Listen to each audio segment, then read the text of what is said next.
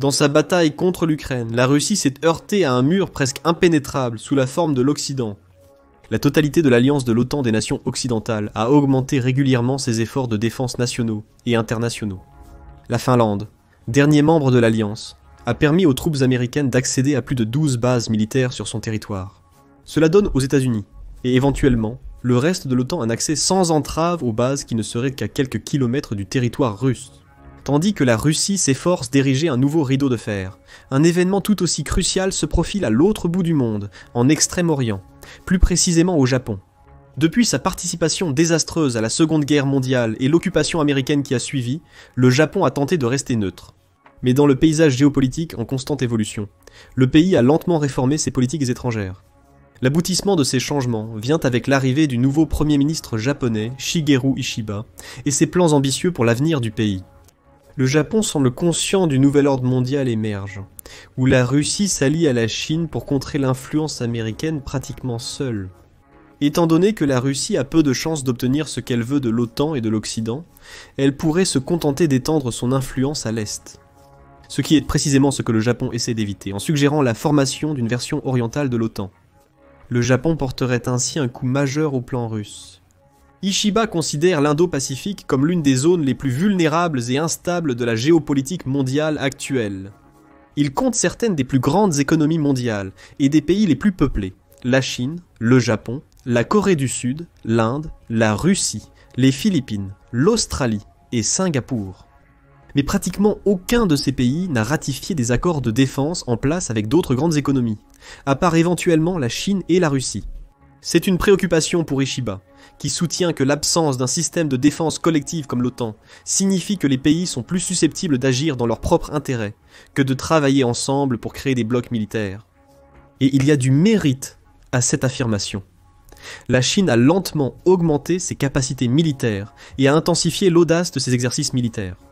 À la mi-octobre, le pays a déployé un porte-avions, des avions de guerre et d'autres navires, aussi près que possible de la côte de Taïwan, dans un exercice clair pour sceller et bloquer les ports taïwanais, dans un conflit Chine-Taïwan simulé.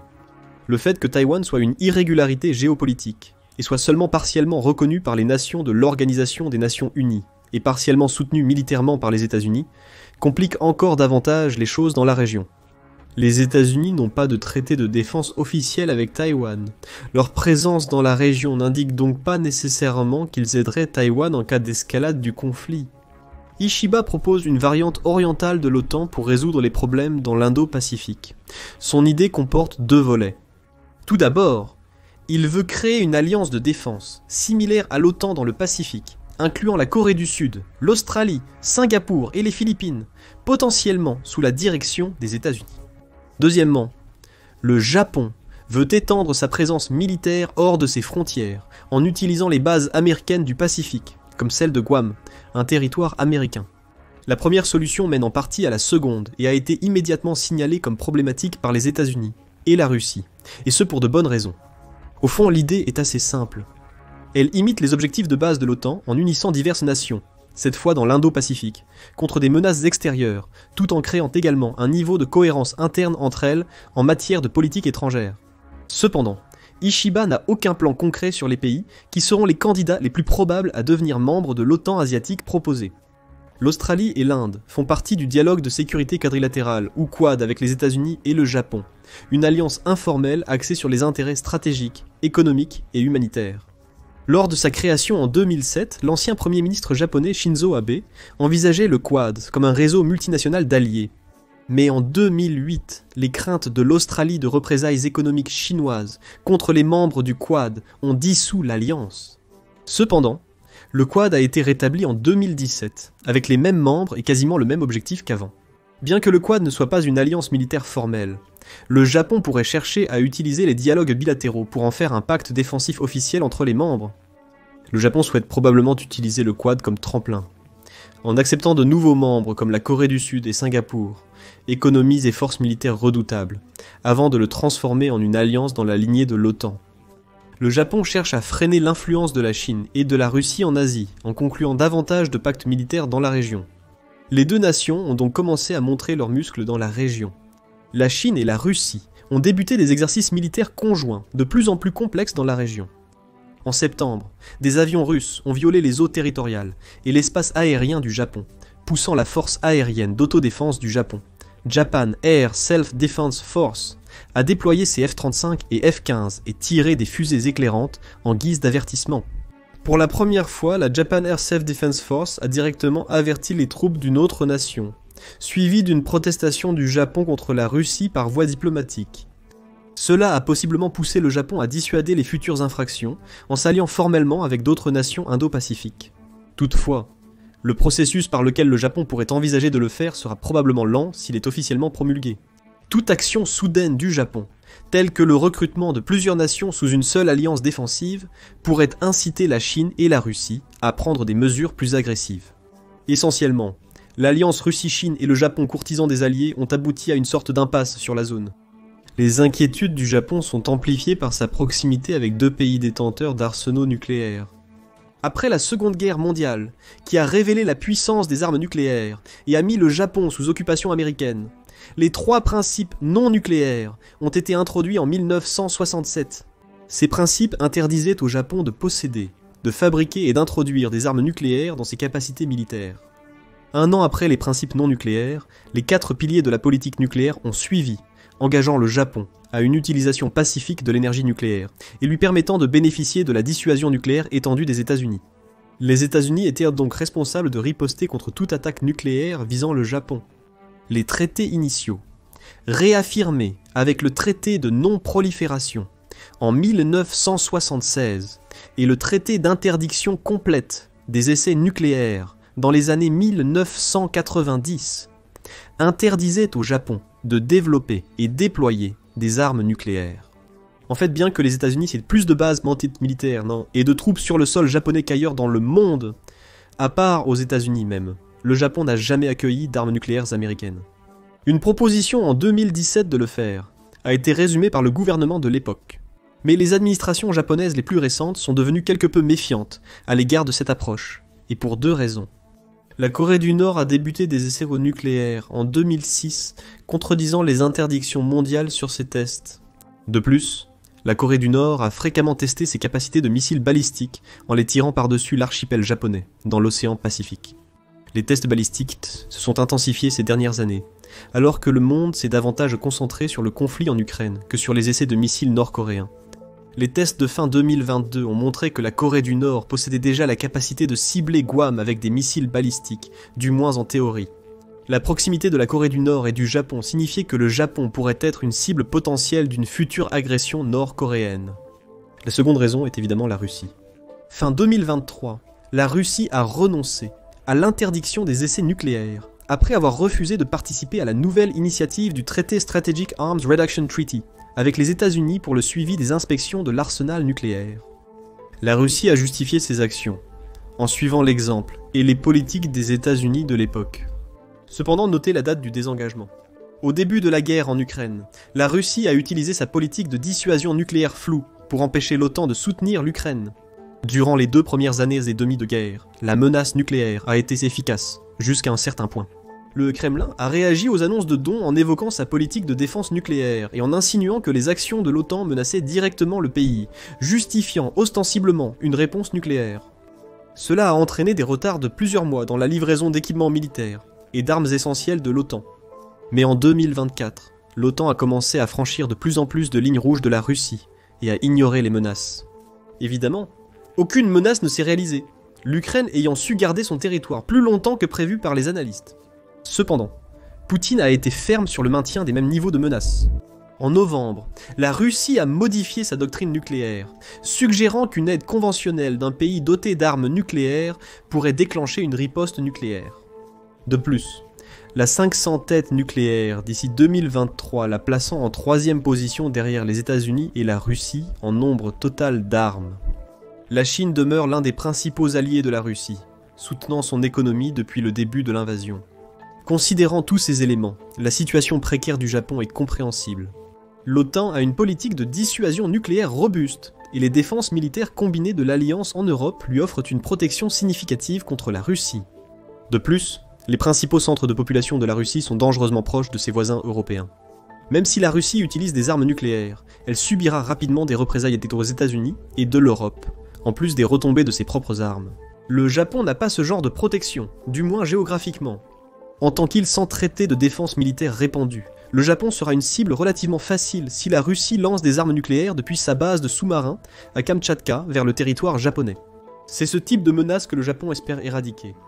Dans cette perspective, les propos d'Ishiba sur un nouvel équivalent de l'OTAN dans l'Indo-Pacifique impliqueraient aussi directement une nouvelle forme de politiques étendues de dissuasion et de détection nucléaire.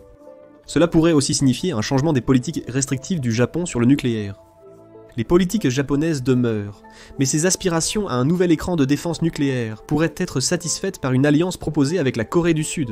En 2023, les États-Unis et la Corée du Sud ont annoncé que cette dernière aurait accès à un sous-marin nucléaire. Cela fait suite à l'expansion par la Corée du Nord de ses tests de missiles balistiques et d'armes nucléaires, comme mentionné précédemment. Cependant, contrairement au Japon, la Corée du Sud bénéficie d'un plus grand soutien public et politique pour obtenir des armes nucléaires.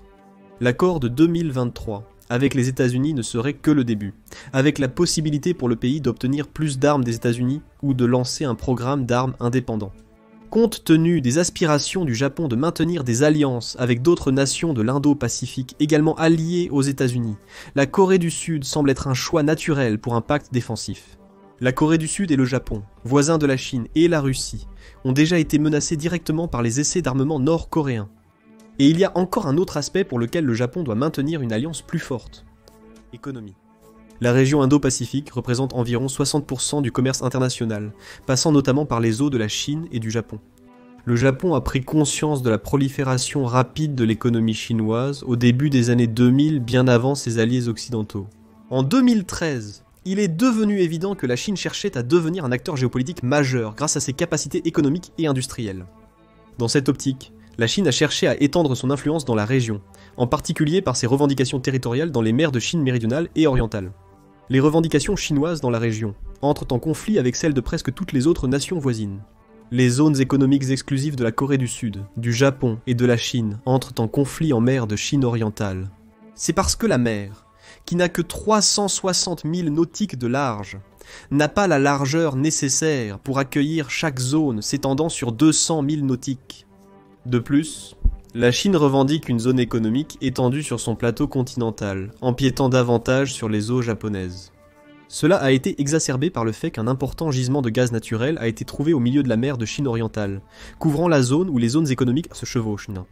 La Chine a foré le puits de son côté du gisement de gaz naturel, malgré les demandes du Japon de ne pas l'exploiter avant la résolution du différend sur la zone économique. Mais peut-être encore plus important que les zones économiques est le fait que la Chine a financé des programmes économiques et d'infrastructures dans toute la région Indo-Pacifique et même au-delà. L'un des programmes les plus notables est l'initiative La Ceinture et la Route, qui vise à créer une série de routes commerciales terrestres et maritimes entre la Chine et divers pays en développement. En somme, l'initiative La Ceinture et la Route vise à créer une route commerciale plus favorable pour la Chine afin d'accéder au pétrole exporté par le Moyen-Orient. Une route terrestre entre la Chine et le Pakistan permettrait aux liens pétroliers d'éviter complètement les routes maritimes indo-pacifiques, n'utilisant le golfe Persique que pour les voyages outre-mer. Pour atteindre cet objectif, la Chine a investi des millions dans la région indo-pacifique. Cela a déséquilibré les accords existants menés par les pays développés de la région, comme le Japon, la Corée du Sud et l'Australie. L'initiative de la Ceinture et la route de la Chine peut être vue comme une autre tentative du pays pour contrer l'influence des États-Unis dans la région, et elle semble porter ses fruits. Selon Ishiba, la baisse de l'influence et de l'engagement américain dans la région, surtout sous la présidence de Biden, a été l'une des principales raisons de sa proposition de plans similaires à l'OTAN. L'administration japonaise craint que la Chine, sans contrôle, puisse transformer son influence économique sur ses voisins dans l'Indo-Pacifique en une influence militaire. Même alors, il y a un autre problème majeur dans les plans du Japon pour créer une alliance de défense mutuelle dans la région, l'Inde. L'Inde est probablement la deuxième plus grande économie de la région après la Chine. Cependant, l'Inde et la Chine ont une longue histoire de différends territoriaux et d'opposition géopolitique. Paradoxalement, les deux pays sont membres des Brésil, Russie, Inde, Chine, Afrique du Sud, une alliance économique incluant la Russie.